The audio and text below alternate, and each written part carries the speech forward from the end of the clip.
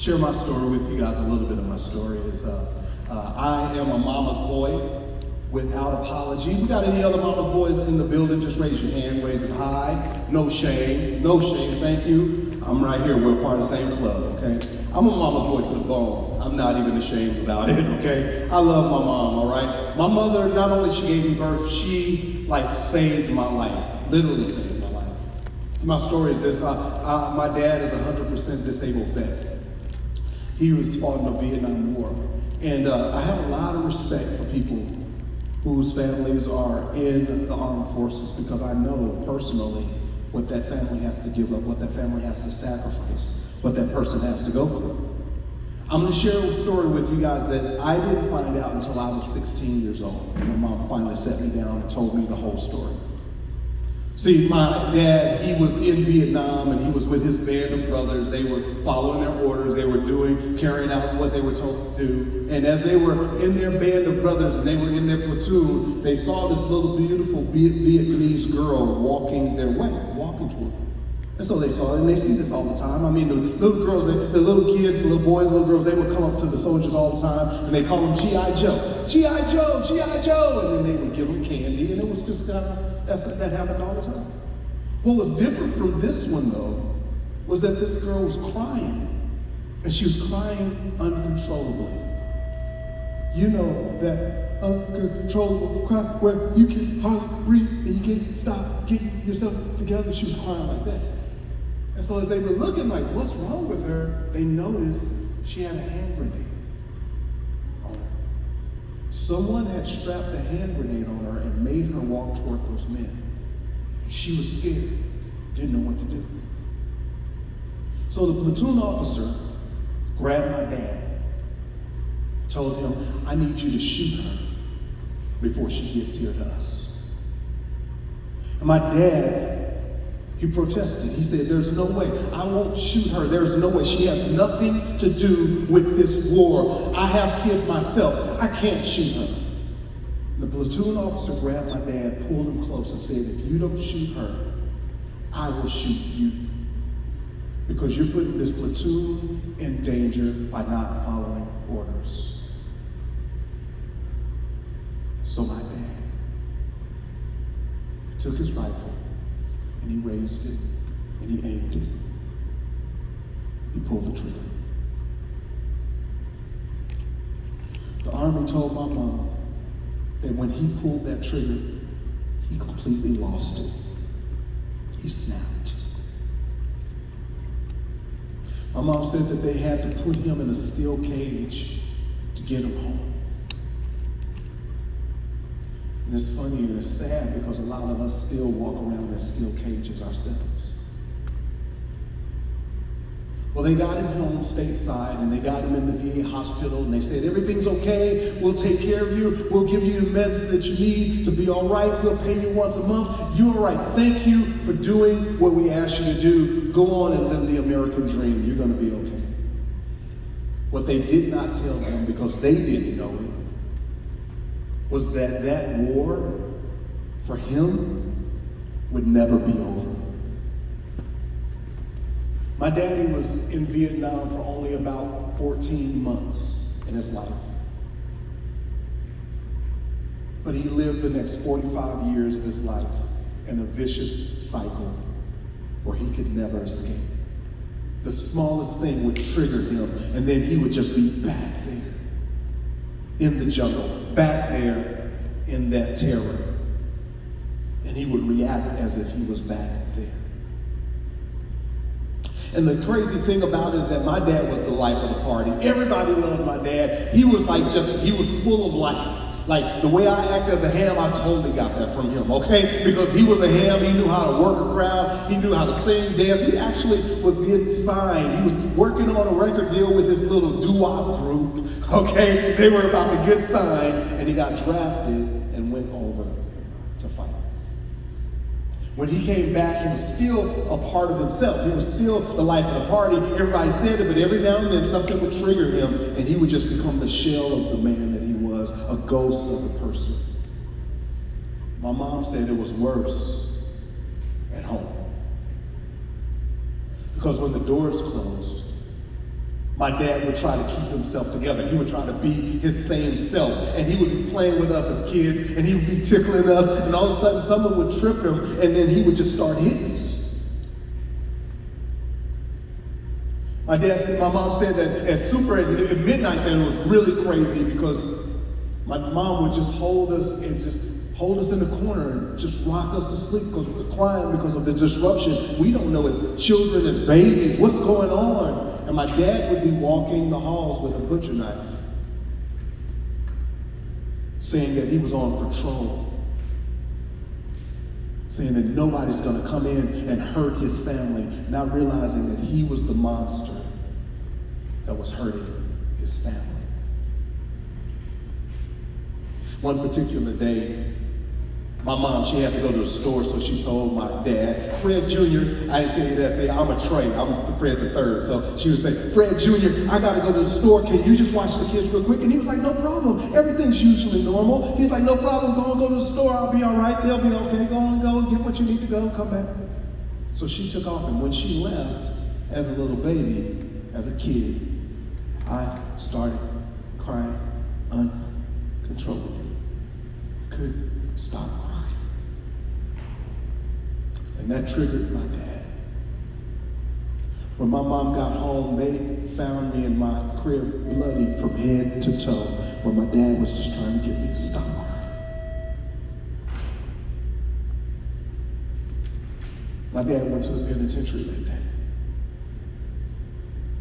And for years, as a child, as a kid, I would try to put all this together. Why is my dad not here? Why are my mom and dad together? And I would ask that prayer. I would ask out loud, like many of you guys probably have asked. You could probably finish it for me. Please bring my mom and dad back together, to the point that I got tired of asking it. I didn't ask it anymore because I had finally given up. I'd heard so many different stories, and I tried to put it together as a kid, and I figured something was wrong with my daddy.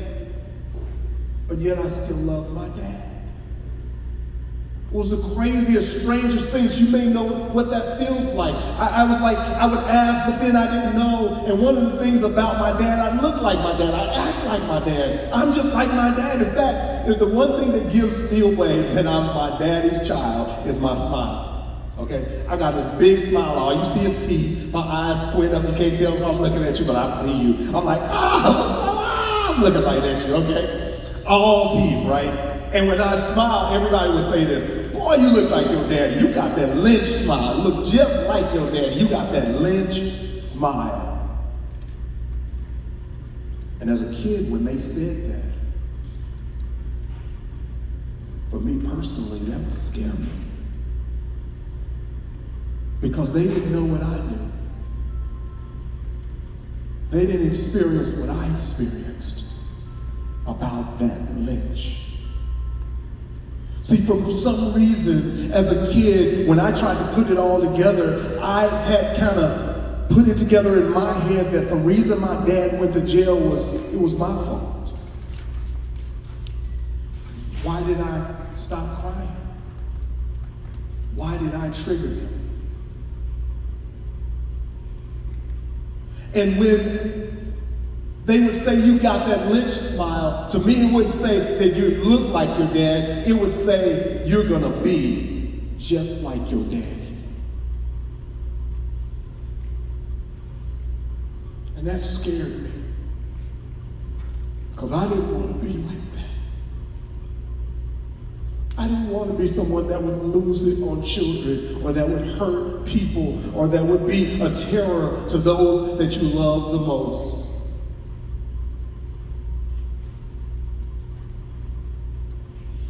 So it was our secret. It was our family's secret. My mom tried her best to keep it all together and keep us going, to the point that she finally realized what was fully going on. And the day that she realized what was fully going on was when she was washing dishes, and she was looking out the window, and she saw me and my older brothers, who were 2 years older than me, and me. She saw me and my dad. We were all three of us at the garage door, and we weren't going in. We were supposed to go and mow the lawn, and that's what we did all the time, once a week at least. And my dad was telling us to go in, and she said, I saw you, and you were just like looking off into space like you were a zombie, because I was really, really small. And my brother, who was 2 years older than me, who remembers everything, he was shaking his head saying, Daddy, please, I don't want to go in the garage with you anymore. Please don't make us go in the garage anymore. And when my mom realized what was going on, she dropped her dish.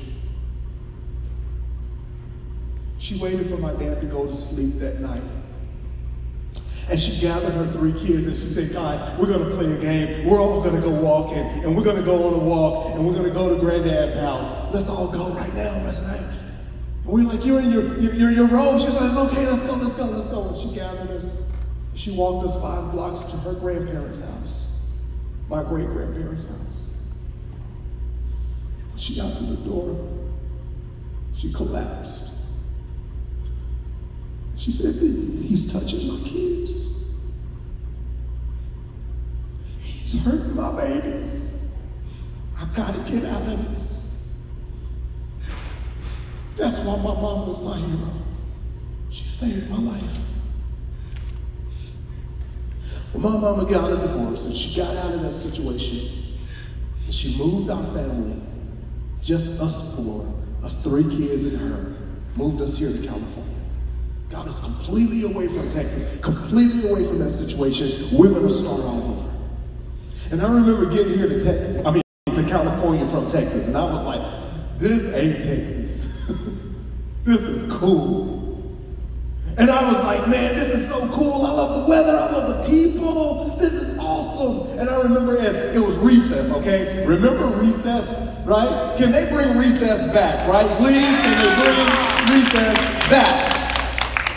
So recess was happening, and I run out, man, because my favorite thing for recess were the swings. So I get on the swing, right? And I'm swinging, and I'm having fun. And I see this group of guys, they walk out of the schoolhouse, and they come to me, and they stop me from swinging, just stop in front.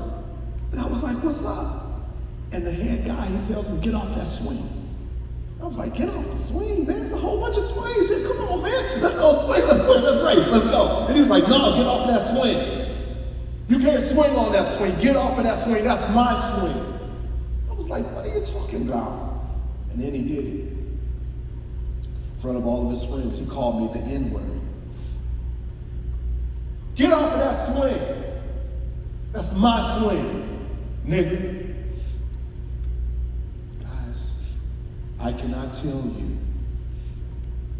the sense of pain, the sense of anger, the sense of humiliation that hit me.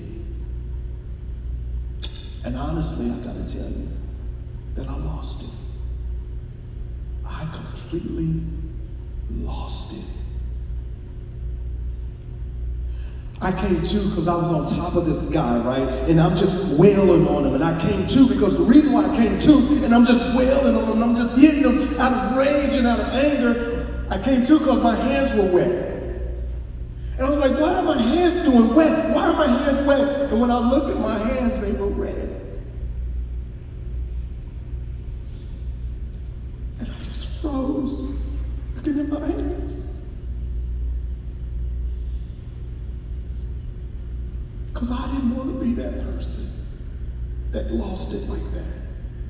Because I knew what it felt like to be that person on the bottom, being beaten, unmerciful. No, I'm not really proud of that moment. I wish I could take it back, but I can't. I wish I had a Rachel in my life that would just say, you know what, I'm your friend. I got you. Let me ask you guys a question. Is bullying going on here? Go home. Is it? Yes. What's going on? I can tell, I can feel it. You can always feel it. See, when we hear the word bullying, we often think verbally, that things are going on. We think physically, that something physical is going on. But often it starts verbally. See, it starts with things like put downs and sarcasm and teasing. Where it was, we just roasting each other. This ain't no thing. We try to play it off as if it's the right thing to do, but it's not. Because that's where it starts, and if it starts that easy, it's so much hard to stop. See, this is your chain reaction day. This is that day that you can actually take back the power of your words and know how to use your words for the good and not for the bad, to build people up and not tear one another down. What about getting good at that? Where your words are so powerful that you actually give life, that you save life, and not that you destroy other people's hearts, minds, life. Maybe, just maybe, if you take back your power today, you won't see a repeat of the pain that you've been through. So the way that starts is by speaking from your heart. Not speaking from your head. Not speaking from your emotions and your feelings that somebody hurt you, that you're going to hurt them back, but truly opening up your heart.